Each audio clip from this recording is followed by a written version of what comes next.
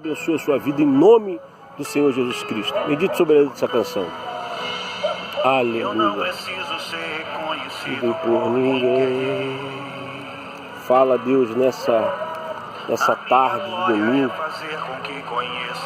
ao coração dos teus filhos, dos teus servos, através da tua palavra, Deus. Que não saia nada de nós, Senhor, mas que tudo venha da parte do Senhor, em nome de Jesus Cristo, Deus. Em nome de Jesus. Aleluia. Que corre o rosto ante a ti, escondo a face. Que linda essa canção. Escondo o rosto para que visto tua face em mim, e que diminua eu, para que tu cresças, Senhor, sempre, sempre, sempre, Deus. Em nome de Jesus. O Santo dos Santos me esconde, só teus olhos me veem. Debaixo de tuas asas és meu abrigo, meu lugar secreto. Aleluia. Presente. Só em cima desse hino nós teríamos então, né, meu irmão, uma meditação linda para trazer através de uma palavra, não é verdade? E que diminuamos e o Senhor possa verdadeiramente crescer através de nós. Trazendo isso para os dias de hoje, para a meditação dos dias de hoje, quantas não são as pessoas que têm trocado o secreto de Deus, o esconderijo de Deus, quando eu digo que tem trocado, porque tem se permitido corromper o seu coração, tem se corrompido no sentido daquilo que elas fazem serem em benefício próprio e não em benefício do reino. Quando nós falamos em corrupção, não estamos falando somente do lado financeiro, trazendo o lado financeiro para dentro da igreja. Nós sabemos que muitos são aqueles que têm se corrompido por causa do dinheiro, porque o evangelho nos dias de hoje se tornou algo lucrativo. Mas eu estou falando no sentido de ter se permitido corromper porque não buscam fazer ou não estão fazendo, aquilo que estão fazendo não é em prol do reino, mas em si de um benefício próprio, porque ela quer aplausos, ela quer alcançar então os benefícios através daquilo que ela tem feito, que supostamente tem sido servir a Deus através, de repente, de um louvor, de um hino, de uma pregação, do serviço dentro da casa do Senhor. E nós devemos analisar isso e trazer isso para uma reflexão pessoal, se aquilo que nós temos feito verdadeiramente no nosso íntimo não tem sido feito em prol de um pensamento pessoal e não um pensamento acerca do reino. Quando eu falo isso do pessoal, é quando você está servindo a Deus somente para se beneficiar. Aquilo que você faz na casa do Senhor, aquilo que você faz dentro do Evangelho tem te beneficiado. Mas você sabe que no seu íntimo você não tem tido uma vida com Deus, você não tem entrado mais no secreto de Deus. Por isso que eu disse, são aquelas pessoas que se permitiram corromper. E aqui em Isaías, no capítulo 29, versículo 13, eu quero repetir então as palavras do profeta Isaías, quando ele diz assim: o Senhor diz, visto que este povo se aproxima de mim com a sua boca e com os seus lábios me honram, mas o seu coração está longe de mim, o seu temor para comigo consiste em mandamentos de homens que maquinalmente aprendeu. Será que aquilo que você não tem feito no seu serviço, quando eu digo do serviço, eu estou falando do serviço que supostamente tem sido do reino, não tem sido algo que somente você aprendeu a fazer e você viu que isso te traz um retorno um retorno de glória, um retorno até mesmo financeiro, um retorno onde o seu ego é massageado, onde você se sente orgulhoso pelos aplausos, pelos elogios que você tem recebido, mas o seu coração tem estado perto de Deus?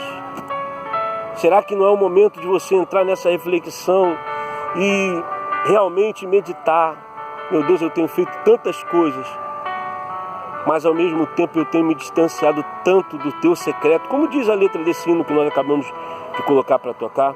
A Bíblia fala lá em 1 Coríntios, no capítulo 1 em diante, quando Paulo então estava em Éfeso e foi avisado acerca daquela igreja nova, aquela igreja que era uma igreja primária, porque só tinha ali então 3 anos de fundada, e era uma igreja, a palavra nos diz que era uma igreja rica em dons, manifestavam muitos dons, em nenhum dons eles tinham falta, mas que a conduta moral daquela igreja estava corrompida.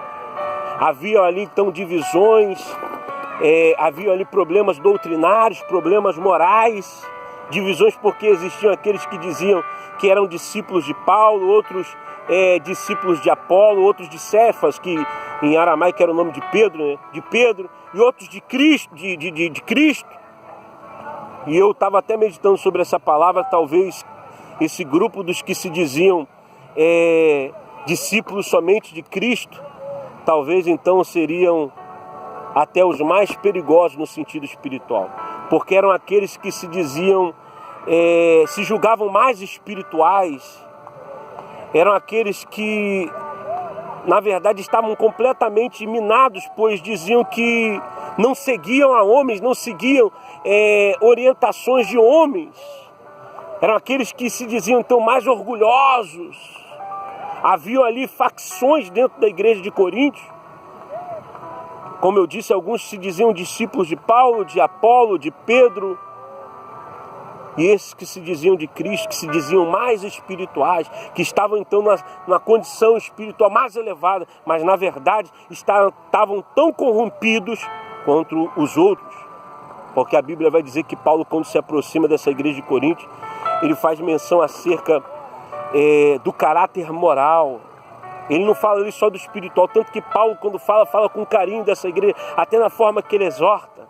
Porque diz que Deus, ele reconhece que Deus verdadeiramente tinha distribuído todos os dons para aquela igreja, mas a conduta moral daquela igreja estava corrompida. Havia ali até um jovem que tinha um caso com a sua própria madrasta. Havia ali vários casos de adultério, mas mais específico esse a Bíblia cita, de um jovem que tinha um caso com a sua própria madrasta, com a mulher do seu pai. E aquilo era comum entre os crentes de Corinto, ninguém o recriminava, ninguém o exortava. Eles achavam que pelo fato daquilo que eles manifestavam, os dons que eles manifestavam, já era suficiente. Então não existia um pensamento dentro deles de que a conduta moral do cristão também passa uma mensagem para aqueles que não são cristãos. Não adianta você ter uma conduta espiritual dentro da igreja, você é a pessoa que canta, que louva, que prega, mas a sua conduta moral fora da igreja, para os seus familiares, para os seus amigos de trabalho, para aquelas pessoas que te cercam, você tem deixado a desejar. E era isso que Paulo falava à igreja de Corinto, que não adiantava somente ter os dons espirituais. Ele chama aquela igreja de imatura, de criança, de neófitos na fé. Ele chama aquela igreja a um amadurecimento. E a reflexão, a meditação que eu quero deixar para você, meu amado, no dia de hoje é em cima disso. Lembra que eu li Isaías para você, 29? Que aquele povo estava honrando a Deus com os seus lábios, mas o coração estava distante dele. O Espírito Santo está falando no seu coração. De repente você tem se apressado a fazer tantas coisas, a manifestar tantos dons que Deus te usa, mas você tem deixado a desejar na sua conduta moral. Qual tem sido a mensagem de Cristo que você tem passado para as outras pessoas que estão à sua volta? Será que verdadeiramente você tem passado uma mensagem onde tem levado pessoas ao arrependimento? Tem levado o despertar de pessoas para o reino? Ou você acaba somente se sentindo realizado no tocante àquilo que você tem se beneficiado particularmente. Você perdeu a visão do reino e hoje você está numa visão somente pessoal. O Senhor está falando com você através dessa mensagem. Reflita sobre ela. É momento de se voltar ao Senhor. O Senhor está falando: volta, ó Israel, para o Senhor teu Deus. Porque do que adianta você louvar as pessoas são tocadas emocionalmente por aquilo que você canta, ou são tocadas emocionalmente por aquilo que você prega, mas no seu íntimo você há muito tempo já não está no esconderijo, no secreto de Deus, porque você se permitiu corromper. Hoje, quando você prega, ou quando você canta, ou quando você faz algo no serviço, no tocante à obra do Senhor, é somente em pensamento pessoal e não em prol do reino. E por isso, por esta razão, você não tem se importado com a sua conduta moral, fora dos palcos, fora do altar. Paulo chama então a igreja de Coríntios a um concerto. Ele dizia então que era tempo de amadurecimento. Eu estou aqui trazendo em palavras para que você possa entender e ter a meditação. É momento de amadurecer. É momento de se convencer que aquilo que você tem feito em serviço dentro da obra não é suficiente para Deus. Deus deseja então estreitar relacionamentos com você. O Senhor deseja te levar novamente ao secreto dele. Porque não existe, meu amado, nada melhor, nem a glória, nem os aplausos, nem os elogios. Não existe nada melhor do que você estar em amizade com Deus, em comunhão com Deus. Reflita sobre isso. Eu trago essa palavra em meditação. O Senhor quer te usar não somente para emocionar pessoas. O Senhor quer te usar não somente para fazer pessoas chorarem, mas o Senhor quer usar a sua vida para passar uma mensagem do reino dele para essas pessoas, para que haja conversão, para que verdadeiramente haja pessoas rendidas para o reino de Deus. Lembra o que eu falei? Que a sua conduta espiritual caminhe junto com a sua conduta moral. Que você seja para Deus também fora do palco, fora do altar. Que você seja para Deus aquilo que você tem demonstrado ser para as pessoas. Quando você sobe para pregar, quando você sobe para cantar. Que você seja para Deus, porque Deus te conhece no íntimo, no secreto. As pessoas estão te olhando no palco, no altar, estão te aplaudindo e de repente estão até chorando com aquilo que você prega. Mas o Senhor, quando te olha, tem visto um vazio, uma lacuna no seu coração.